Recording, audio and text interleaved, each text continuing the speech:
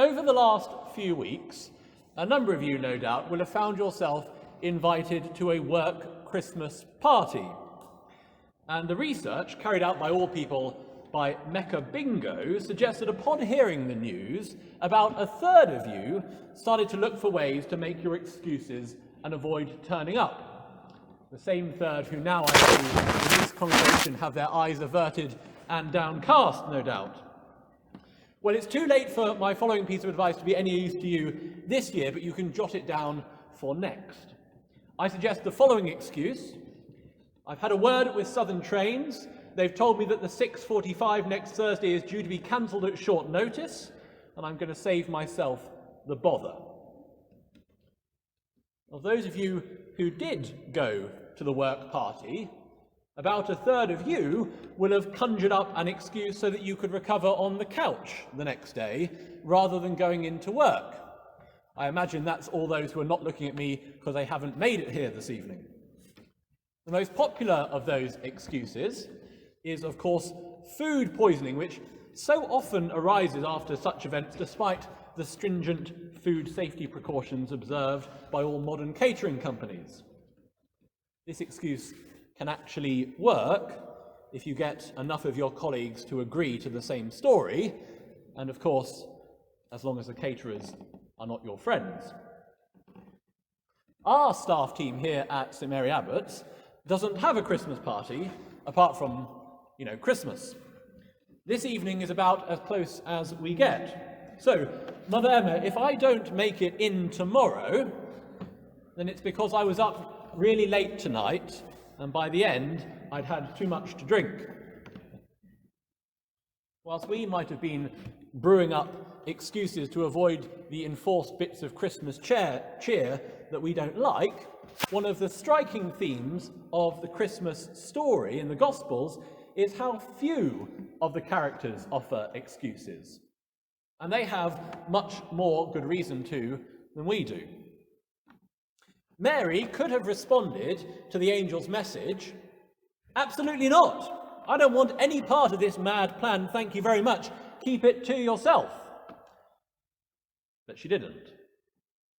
Joseph could have said, "To be perfectly honest, it's not really how I was planning on my marriage starting, Lord. So if you don't mind, I'll just bow out here." But he didn't. And as the time for her labour approached, Mary didn't say to Joseph, "Look, mate, census or not, you can't expect me to trudge all the way to Bethlehem on Christmas Eve." The wise men didn't say, "That star there, that's pointing to a city 1,000 miles away. Let's not bother. Things happening in far-off lands have got nothing to do with us." The shepherds, responding to the angel's call, didn't say, "We're already gainfully employed. Let's go after we finish work. It would be unwise of us to leave the sheep here in the field where the wolves could get to them, and we most definitely can't take our entire flocks with us into the town to greet a newborn baby." None of them made excuses, even though they would have had pretty good reasons to do so.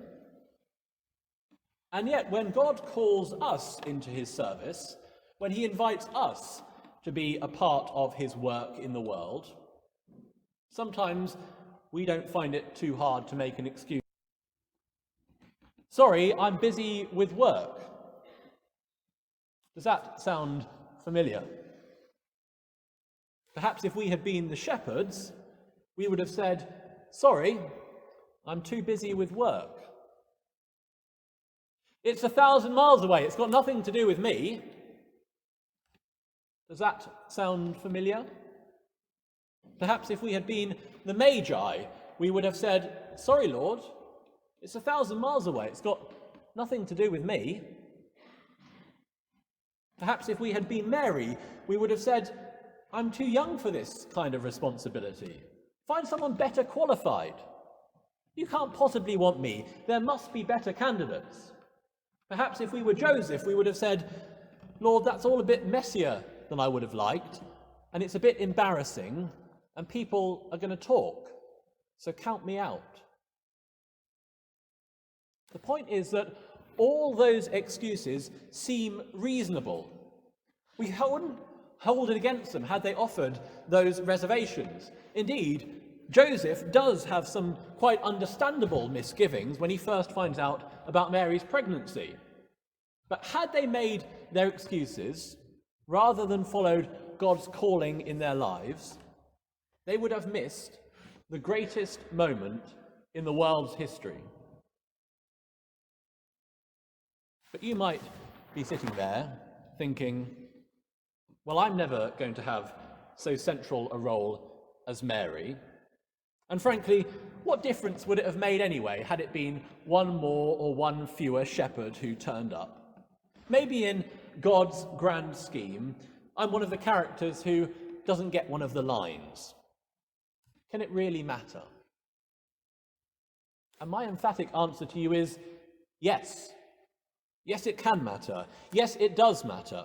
Because you are a beloved child of God, called to serve God and to serve God's world in your own unique way. And the proof of that is this night. This night on which God sent his Son to be born as one of us, to inhabit a human life. This night that God called a young woman to be his mother. This night when God called a carpenter to care for him. This night when God called shepherds to glorify in his birth, and called men from 1,000 miles away to mark the moment. And he is still calling his people today. And he is still calling you today. Don't make an excuse. Amen.